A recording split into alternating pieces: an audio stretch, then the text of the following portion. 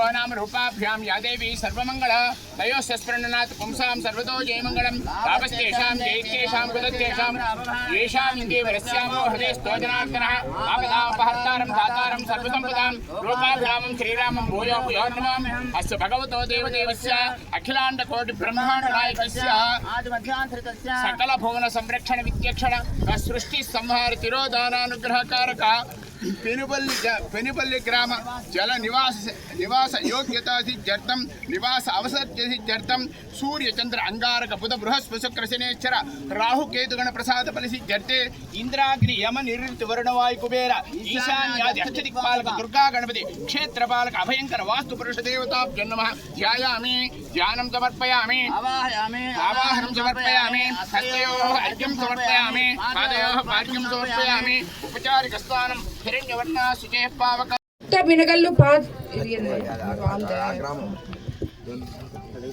పెనుబల్లి జిల్లా పరిషత్ పాఠశాల play ground బురదమయమై పిల్లలకి అసౌకర్యంగా ఉందని చెప్పి కూడా నా దృష్టికి తేవడం జరిగింది. దాంట్లో వీలైనంత త్వరలో మనము ఎంఆర్ఓ గారి దగ్గర పర్మిషన్ తీసుకొని వాళ్ళు ఇచ్చిన టైంలో ఇచ్చిన వెహికల్తో పర్మిషన్ ఇచ్చినన్ని ట్రిప్పులు గ్రావెల్ ఎక్కడి నుంచి తీసుకురావాలో వాళ్ళ దగ్గర పర్మిషన్ తీసుకొని దాన్ని మట్టి కానీ గ్రావెల్తో కానీ ఆ గ్రౌండ్ని మీకు ఎత్తి చేసి ఇస్తామని చెప్పి కూడా పిల్లలకి ఇబ్బంది లేకుండా చేసి ఇస్తామని కూడా చెప్తున్నాను.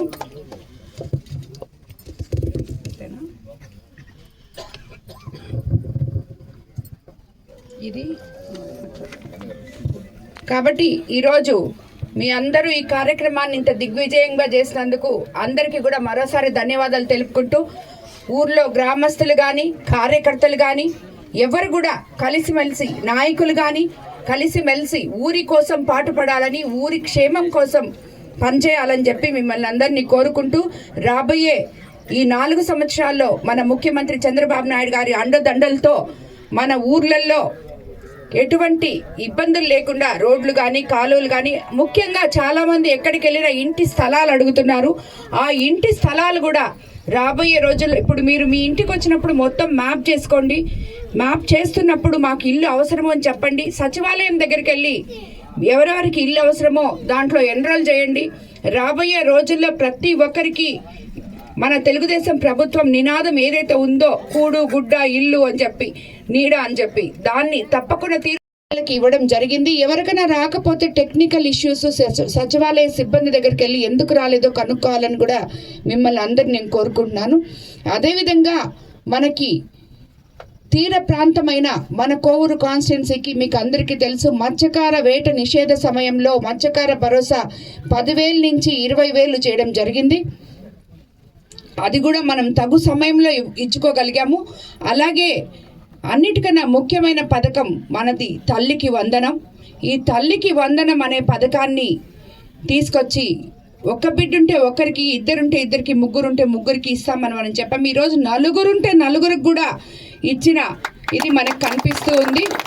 ఆ తల్లుల ముఖంలో ఆనందం, పిల్లల ముఖంలో సంతోషం చూస్తే ఈ తల్లికి వందనం పథకం అనేది ఎంత గొప్పదో అది ఇచ్చేసి వదిలేకుండా విద్యా రంగంలోనే మన యువ నాయకులు లోకేష్ బాబు విద్యాశాఖ మంత్రి సంస్కరణలు తీసుకొస్తూ ప్రతి స్కూల్ని సరిగ్గా సరిదిద్దుకుంటూ అక్కడ ఇన్ఫ్రాస్ట్రక్చర్ ఏదైతే వాళ్ళకి అన్ని అవసరాలు నిత్య అవసరాలు అవసరమో అవన్నీ కూడా చేసుకుంటూ ఒక క్లాస్కి ఒకే టీచర్ అనే కాన్సెప్ట్తో మనకి నాణ్యమైన బ్యాగ్లు బుక్స్ ఇచ్చి మళ్ళా మధ్యాహ్నం సన్న బియ్యంతో పిల్లలకి ఆరోగ్యంగా ఉండాలని భోజనం ఇస్తూ ఈ వికరణలు చేసుకుంటూ పిల్లల భవిష్యత్తును దృష్టిలో పెట్టుకొని బాటలు వేసుకుంటూ వాళ్ళు ఉన్నత స్థానాల్లో ఉండాలని బాటలు వేసుకుంటూ మనం ముందుకెళ్తున్నందుకు లోకేష్ బాబు గారికి ధన్యవాదాలు తెలుపుకుంటున్నాం. అదేవిధంగా మనము ఎన్నో గుంటల రోడ్లు ఎక్కడ చూసినా పడిపోయే అటువంటి గుంటల రోడ్లు గత 5 సంవత్సరాల్లో తట్టడు మట్టడి కూడా వెయ్యని రోడ్లు ఎన్నో ఉన్నాయి. పల్లె పండుగ అనే పేరుతో మనం ఈరోజు ఉప ముఖ్యమంత్రి పవన్ కళ్యాణ్ గారి ఆధ్వర్యంలో ఎన్నో రోడ్లు బాగా చేసుకుంటూ ఉన్నాం. ఎందుకంటే మనం వచ్చి 13 నెలలే అయింది, మనకి ఇంకా 4 సంవత్సరాలు ఉంది.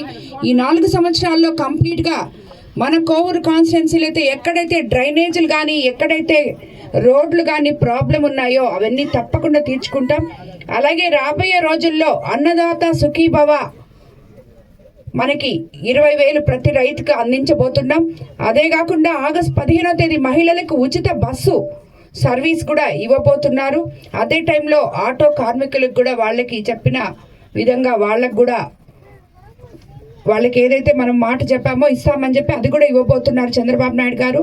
ఈ రకంగా చూసుకుంటూ పోతే మనం చెప్పిన పథకాలన్నీ 80% వరకు తీర్చుకుంటూ మీ ముందుకు వస్తున్నాం. అస్తవ్యస్తంగా ఉన్న రాష్ట్ర వ్యవస్థని సరిదిద్దుకుంటూ చంద్రబాబు నాయుడు గారు ఎంతో ఓపికగా ఆయన ఈ ప్రభుత్వం పేద ప్రజలది.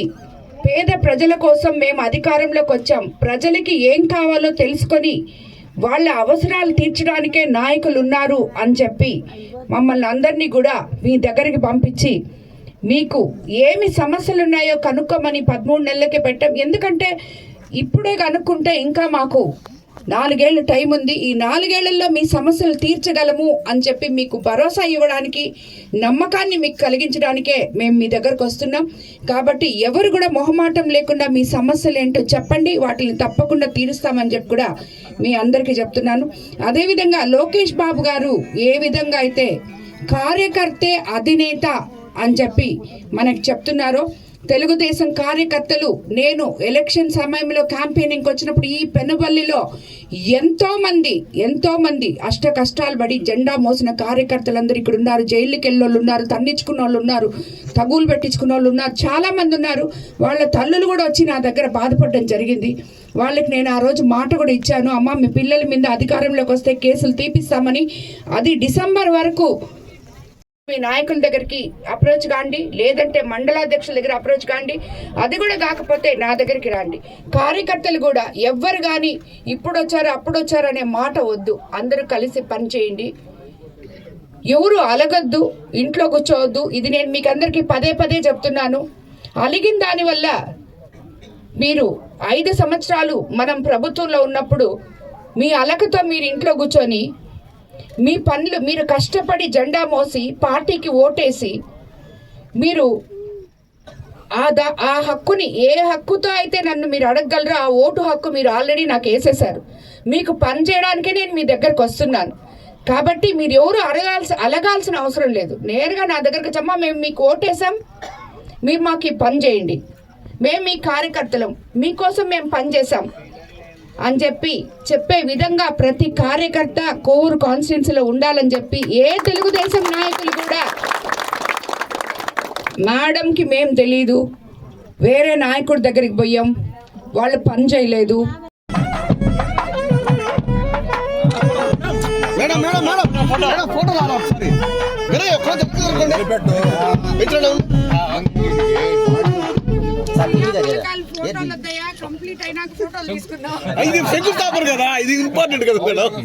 మన కళ గతంలో ఇక్కడ మనకి మంచినీళ్ళ ట్యాంక్ ఉండేది. ఆ ట్యాంక్ ద్వారా మన గ్రామానికి మంచినీళ్ళు వచ్చేవి. గతంలో కూడా మీరు చూశారు, ఎప్పుడైనా మనకి విపత్కర పరిస్థితులు వచ్చినప్పుడు 3 రోజుల పాటు కరెంట్ లేకపోతే మంచినీళ్ళకి మన అందరూ అల్లాడాం. అటువంటి పరిస్థితి మన గ్రామానికి ఉండకూడదని మన మేడం గారికి చెప్పిన వెంటనే ఒక అపర భగీరథ మాదిరి మనకి 29.90 లక్షలతో 40,000 లీటర్ల కెపాసిటీ కలిగిన ఈ మంచినీళ్ళ ట్యాంకర్ మేడం గారు శాంక్షన్ చేయడం జరిగింది. ఈరోజు దానికి శంకుస్థాపన కార్యక్రమం చేసుకున్నాం. ఈ కార్యక్రమానికి ఇచ్చేసినటువంటి మన మండలం యొక్క ముఖ్య నాయకులకి, కూటమి నాయకులకు అందరూ కూడా స్వాగతం పలుకుతూ మేడం గారి మాట్లాడాల్సిన కోరుతాం.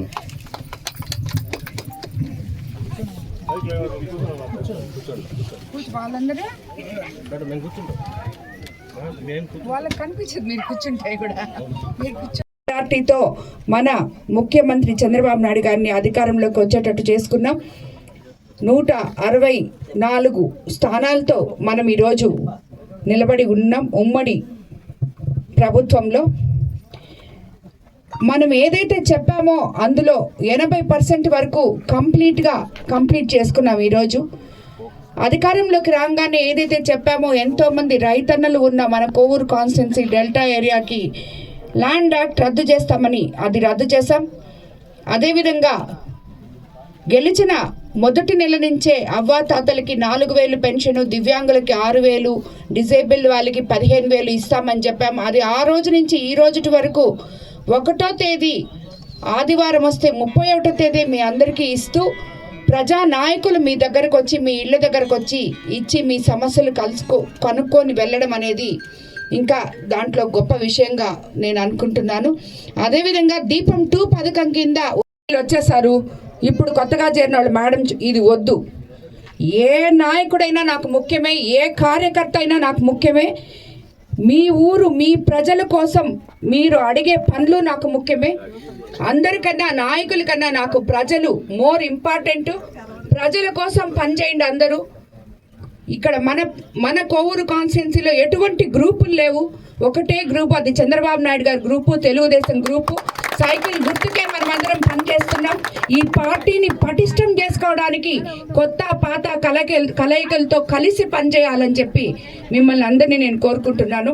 అదేవిధంగా ఈరోజు ఇంత మంచి వాతావరణంలో ఈ ఊర్లో మీకు జల్ జీవన్ మిషన్లో భాగంగా పెనుపల్లి పంచాయతీ ప్రజల నీటి అవసరాల కోసం 29.90 లక్షల వ్యయంతో 40 లీటర్ల ఓవర్ హెడ్ ట్యాంకు నిర్మించబోతున్నాం. ఎందుకంటే ఇది మీ పెనుపల్లి గ్రామ ప్రజల కళ. దీన్ని తప్పకుండా రాబోయే 3 నెలల్లోనే మీకు కంప్లీట్ చేసి పెనుపల్లి గ్రామస్తులకు అంకితం చేస్తామని చెప్పి మీకు అందరికీ తెలియజేస్తున్నాం. అదే ప్రశాంత్ రెడ్డి గారికి హృదయపూర్వక స్వాగతం పలుకుతా ఉన్నాం. పెనుపల్లి గ్రామ ప్రజల తరఫున కోవూరు నియోజకవర్గ ఆడపడుచుగా ప్రతి ఇంటిలో కష్టాన్ని కూడా తన ఇంట్లో కష్టంగా భావించి పేద బడుగు బలహీన వర్గాల సొంత అక్క చెల్లెమ్మల్లాగా ఎవరి కష్టాలున్నా నేను మీకు తోడున్నానని చెప్పి అభయిస్తూ ప్రతి గడప తొక్కినటువంటి వీర మహిళ అనుకోవచ్చు గౌరవ శాసనసభ్యురాలు శ్రీ వేమిరెడ్డి ప్రశాంత్ రెడ్డి గారికి హృదయపూర్వక ధన్యవాదాలు తెలియజేసుకుంటా ఉన్నాం. తర్వాత నేను ఎంపీటీసీగా గెలిచిన కొత్తల్లో ముప్పవరపు వెంకయ్యనాయుడు గారు గౌరవ ఉపరాష్ట్రపతిగా ఉన్నప్పుడు సమయంలో మా ఊరికి వాటర్ ట్యాంక్ లేదు సార్, వాటర్ ట్యాంక్ అవసరము, వాటర్ ట్యాంక్ లేకపోవడం వల్ల కరెంటు లేనప్పుడు నీళ్లు తెచ్చుకునే పరిస్థితి లేదు మా గ్రామంలో, వాటర్ ట్యాంక్ అవసరం అంటే వెంటనే గౌరవ ఉపరాష్ట్రపతి గారు ముప్పవరపు వెంకయ్యనాయుడు గారు కలెక్టర్ గారికి చెప్పి వాటర్ ట్యాంక్స్ శాంక్షన్ చేయించడం జరిగింది. తర్వాత ఈ వాటర్ ట్యాంక్తో పాటు 4 వాటర్ ట్యాంకులు రాయలసీమ, ఇసుకపాలెం, పల్లాపల్లి 4 క్లబ్ చేయడంతో 1,22,00,000 ప్రాజెక్ట్ అయింది.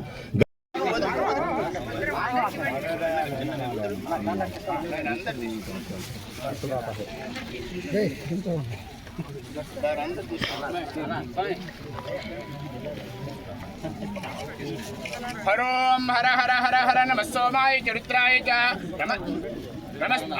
నమ సోమాయ చరిత్రాయ చ నమ సామ్రాయ చ అరుణాయ చ నమ శృంగాయ చ పశుపతయే చ నమో ఉగ్రాయ చ భీమాయ చ నమో అగ్రేవదాయ చ దూరేవదాయ చ ఏ గ్రహాः హరిష్ఠస్థానే స్థితానాం తేషాం గ్రహాణాం అనుకూల్యత సిద్ధిరస్తు.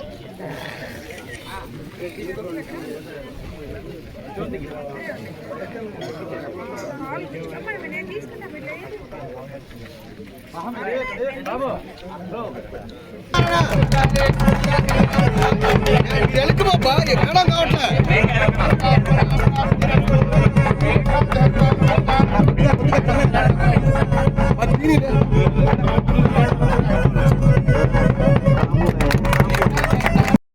నేను చేస్తానని చెప్పి మీకు అందరికీ మాట ఇస్తున్నాను. ధన్యవాదాలు.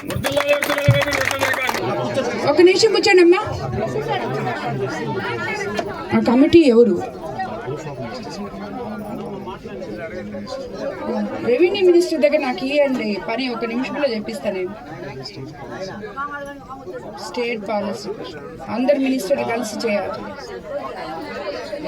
అది కూడా ఇప్పుడు ఆల్రెడీ ఒక కమిటీ వేస్తున్నారంట. సార్ మీరు చెప్పండి, చెప్పండి. ఇది మామూలుగా మనం ఎవరైనా అగ్రిమెంట్ల ద్వారా పొలం కొనుక్కున్నది ఏంటంటే 2003 డిసెంబర్ 31 వరకు మనకు జీవో ఉండింది. ఇప్పుడు మన ప్రభుత్వం వచ్చిన తర్వాత ఆ జీవోని ఎక్స్టెండ్ చేయడానికి ఆల్రెడీ దీని మీద గ్రూప్ ఆఫ్ మినిస్టర్స్ కమిటీ వేస్తున్నారు కొన్ని రెవెన్యూ సమస్యల మీద. అది ఆల్రెడీ డిస్కషన్ నడుస్తుంది. త్వరలోనే ఆ జీవో ఇష్యూ చేసిన తర్వాత ఎవరైతే ఈ యొక్క అగ్రిమెంట్ల ద్వారా భూములు అయితే కొనుక్కున్నారో వాళ్ళందరూ కూడా మనం ఇవన్నీ కూడా వాళ్ళకి పట్టాదారు కాలంలో అనుభవదారు కాలంలో వాళ్ళ పేర్లు ఎక్కించి వాళ్ళందరికీ